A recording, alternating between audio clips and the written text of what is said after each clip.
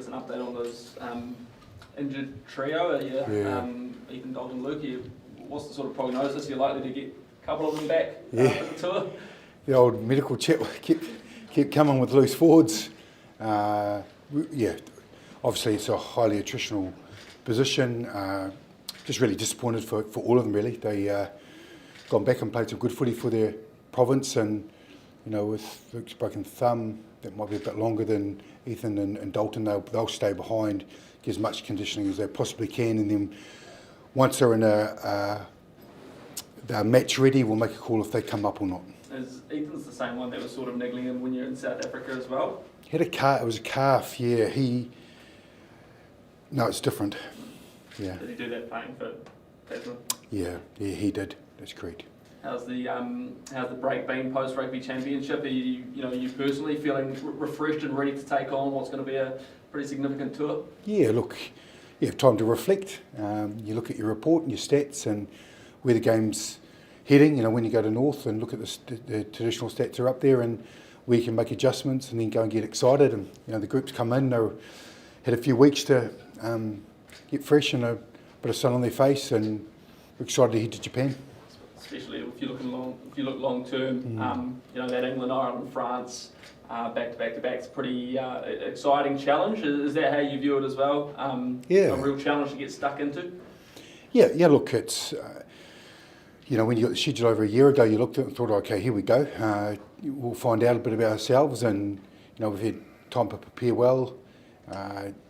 When you're on tour, it does some great things. You can get tight and get a collective buy-in, and that's what we're looking forward to. Scott, can you just talk to the two guys you brought in, Peter and Josh? Yeah. Just the reasoning behind, and particularly a lock when you've got three loose forwards injured. We were going to bring Hoskins in, but he's injured. So we've had considered over the last couple of days with his knee and with the scans, he won't come. So we're going to make a call on the next loose forward over the next week or two that will come up. But one of those locks can cover 6 as well, we believe. And then there's obviously one left. It's great to have Josh Law come in and get him around the group and the environment. He played incredibly well for Taranaki, so that's the angle we've taken. And Peter Lakai, a chance to get him involved, obviously a man with a big future in the game, right? Yeah, Peter, play all 3 or hell of a 7 or 8. He's a young kid that's taken all the opportunities, playing great NPC, had a great Super Rugby, high minutes, and he gets to come away with us for the All Blacks, who's pretty humble, answering the phone, and you can tell he's got everything that's required to be an All Black. I'm looking forward to seeing him go. Just on Hoskins, when was he injured? He's been in the last 4 weeks. He's been playing on the knee.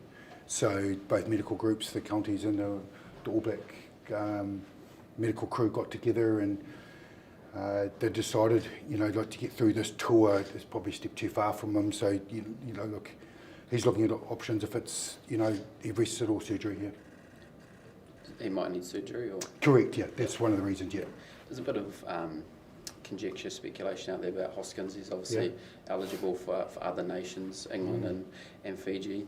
Do you have any indications that he might be interested in doing that? What have your conversations? No, I haven't had a conversation with him in that regard. I just know he's contracted in New Zealand until 2026, and if he was fit, he would have come away. Have you made a decision around sending players straight to London at all? Yeah, we're going to send a crew that'll be a little bit earlier, get them nice and fresh for England, so preparation in the Japan week, and they'll head over on the Friday. Coach, what is the biggest challenge over the next 5 weeks?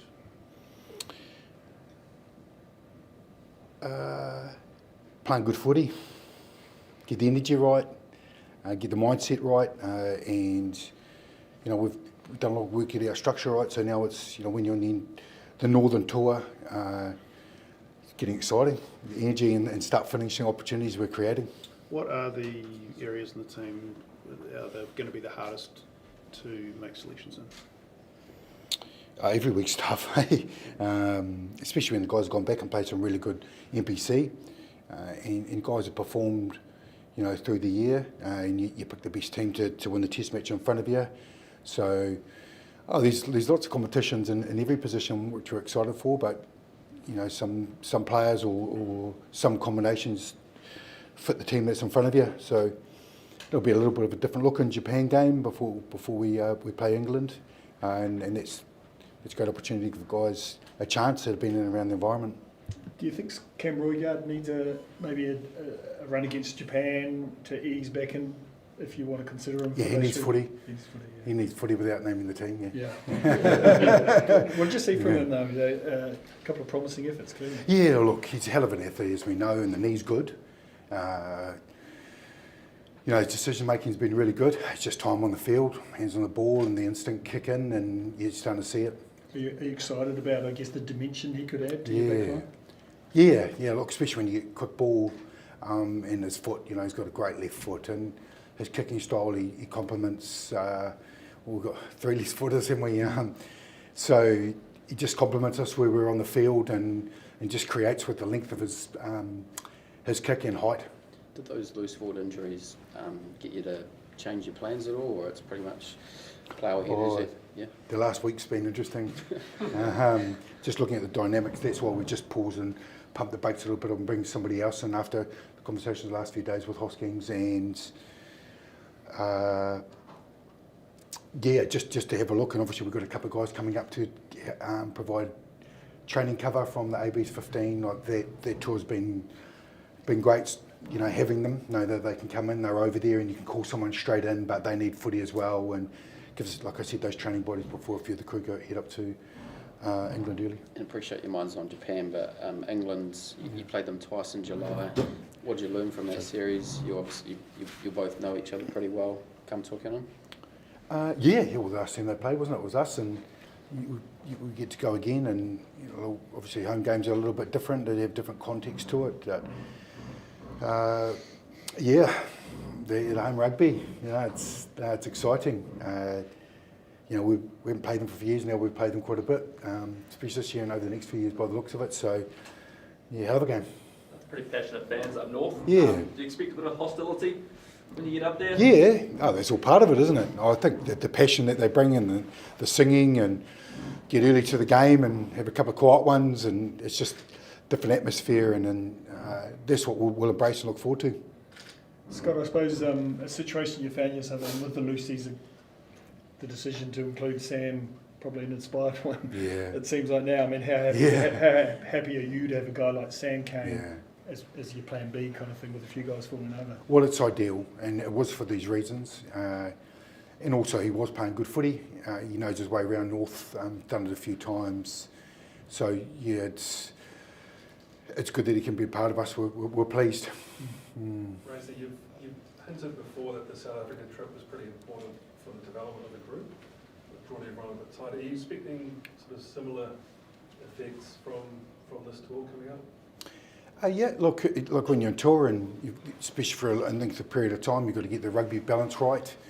And also, as I mentioned before, in the mindset on each week, it's its own little identity and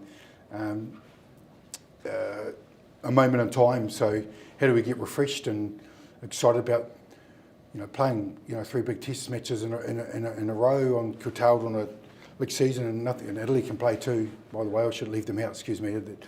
But they've made some great steps, pushed all those teams in the Six Nations. So yeah. I was going to say that there are potential banana skins on either side, Japan and Italy, will challenge in different ways too, won't they?